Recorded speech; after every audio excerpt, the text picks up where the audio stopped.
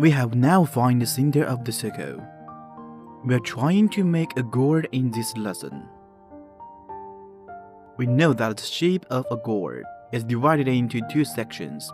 The bottom section is larger, and the upper section is relatively smaller. We also have a foundation for making pottery pots. And with these in previous classes, though the gourd pottery is basically a fusion of these two techniques, now let's start. Keep your hands and moderate and slippery. Put some water in the middle, or it will dry out in the middle. Press down. Push the thumb of both hands outwards to keep it in the round state. We now shift clay. Pull it up. No matter what you make, you have to make it like a pen holder. Please keep it in mind. Make it into the shape of a pen holder.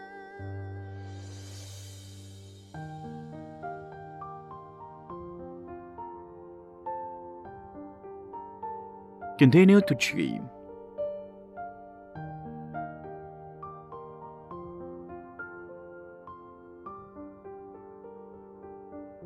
Pull it up.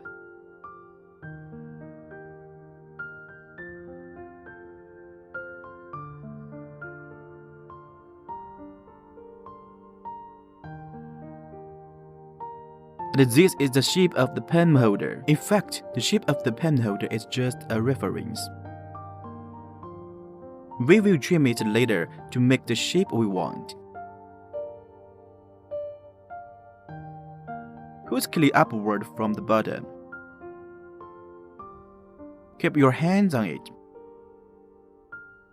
There is still a lot of clay underneath. Let's keep going.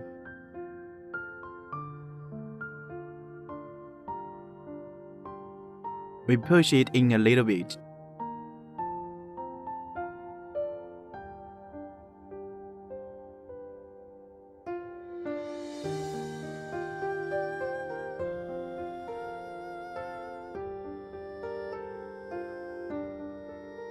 Let's do the bottom part first. Let's turn the wheel on slowly.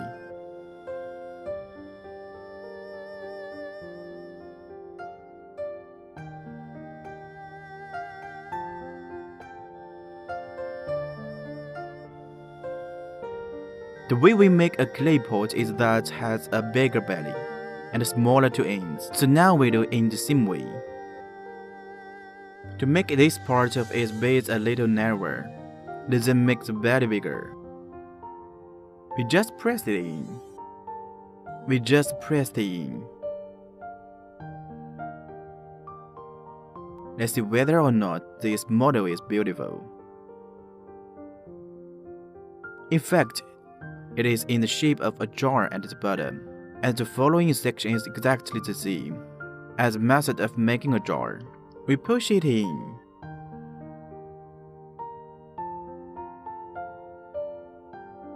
Turn it down a bit.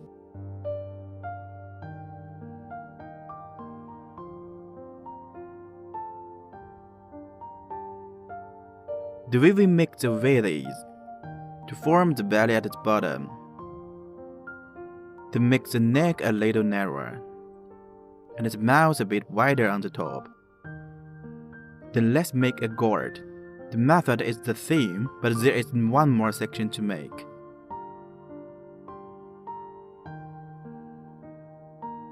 Because there is another section on the upper gourd. We have basically done the lower section. Then we will do the styling of the upper section. Make the belly a little bigger. And make the middle too.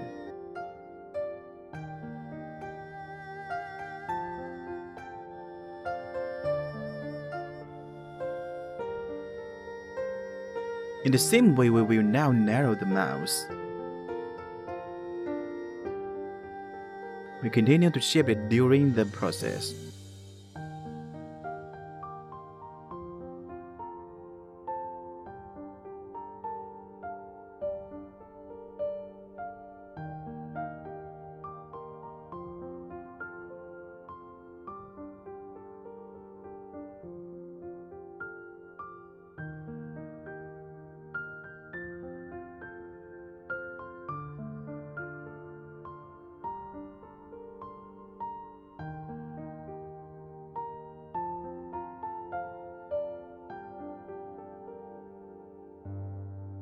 We trim it and make it rounder and stable, otherwise it won't look good.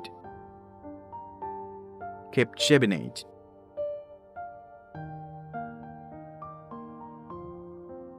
We find that it is still one set tall and the other short, indicating that its clay is unevenly distributed. We already know how to solve this problem just now. Now let's try to solve this problem. We try to solve this problem. Method is to take a strand of a wire, put one hand inside and the other outside, and cut it off. Straighten the wire. We can lift it up after it breaks. It's okay. We continue to shape it.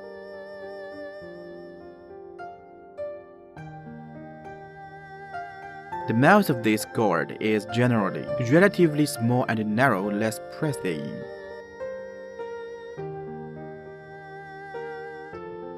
We can put our hands in, and we can shape it later.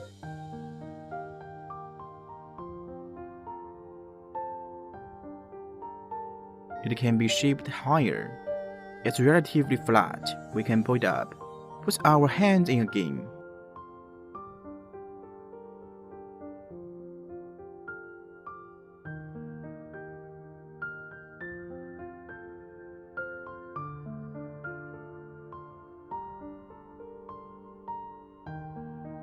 We continue to shape it.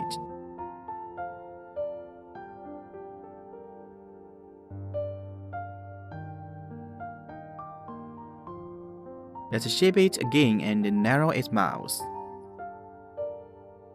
Let's observe its ratio and see it turns around or not. Tick again.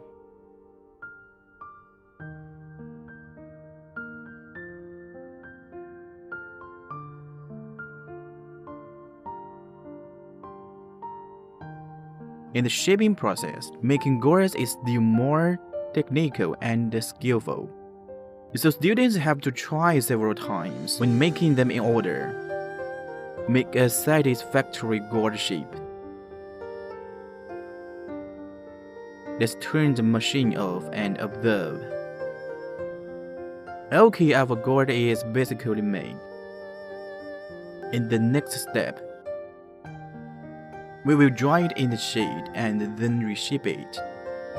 That's all for this course.